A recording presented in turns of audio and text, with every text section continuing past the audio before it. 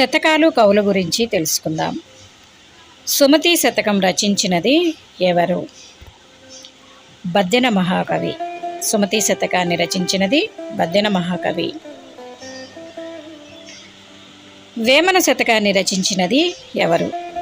వేమన శతకాన్ని రచించినది వేమన. వేమనగా ఈయన ప్రఖ్యాతిగాంచారు. అనవేమారెడ్డి ఈయన పేరు. భాస్కర శతకాన్ని రచించినది ఎవరు?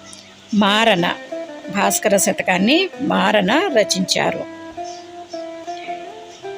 శ్రీకాళహస్తీశ్వర శతకం రచించినది ఎవరు? ధూర్జటి.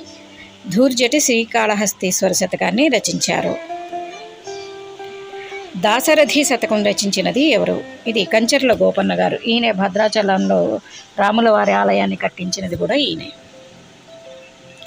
తెలుగు బాల శతకాన్ని రచించినది ఎవరు? జంధ్యాల పాపయ్య శాస్త్రి గారు.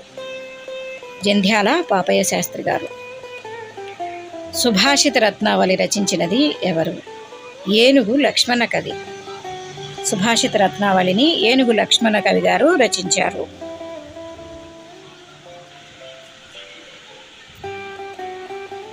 నృసింహ శతకాన్ని రచించినది ఎవరు?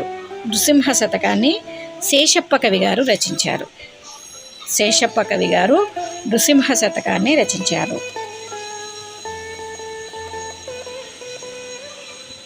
నారాయణ శతకం రచించినది ఎవరు? నారాయణ శతకాన్ని రచించినది పోతన మహాకవి.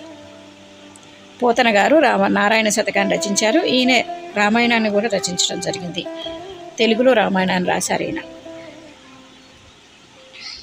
సుభాషిత త్రిశతి రచించినది ఎవరు? భర్తృహరి. భర్తృహరి అంటే భట్టి విక్రమార్కలో ఆయన యొక్క సహోదరుడు. ఈయన పెద్దవాడు. ఆయన కంటే కూడా విక్రమార్కుడి కంటే కూడా పెద్ద ఆయన.